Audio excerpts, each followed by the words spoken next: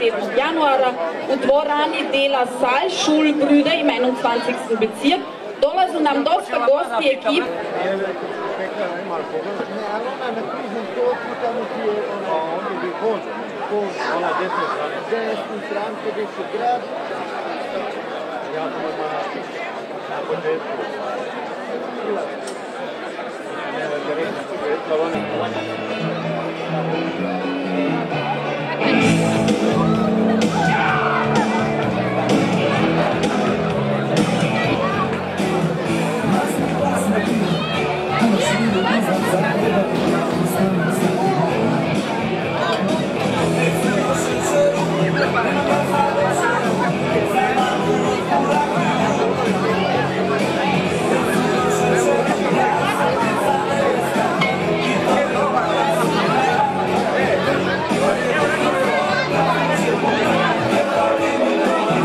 Znam sa stranac u noći, a želim te i zovem te.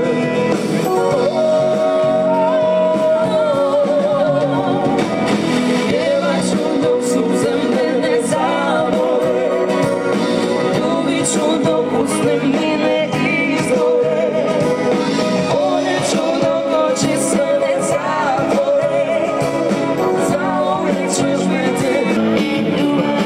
Daj otvor mi radio, Dragom Šilom. Pa molio bi Don Ivicu da dođe ovdje, navikli smo kad vas vidimo da ispričate jedan dobar vic. Jel možete doći ovdje? Ajmo ga nagraditi pjeskom. Ako budete jeli ko što se molite, ostaće puno jela. Morate se malo bolje molite, mislim. Što se tiče viceva, Muj je otišao u bolnicu na pregled i kaže mu doktor poslije pregleda: Mujo, trebamo rezati jednu nogu. A gdje ćete rezati nogu? Pa šta ću ja bez noge? Kaže, ako ne budemo rezali nogu, otiće i na drugu, otiće naviše, pa ćeš i umrijeti. Šta će? Nema sad izbora.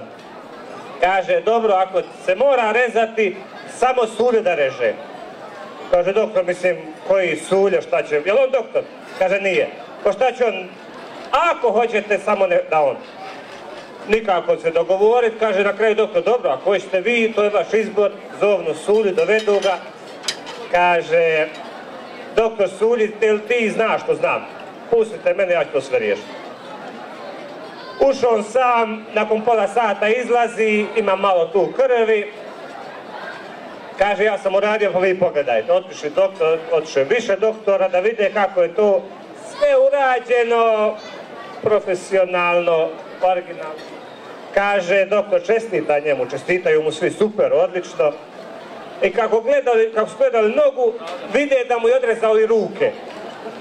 Kaže, Sulje, pa nisi trebao ruke rezati, samo nogu. Kaže, ne znate vi njega, on bi to češao. Pričaju dva prijatelja, kaže jedan, kako je završila ona svađa sa ženom. Kaže, došla je na koljenima k meni. Pa šta je bilo? Kaže, došla je na koljenima i govori, izlazi ispod kreveta, hoću ja doći tamo. Dobro, nećemo više pričati viceva, vi sad jete. Bolje nego što ste molili, a dogodine naučite očenaš i tako o tome. Dobar tek. Hvala.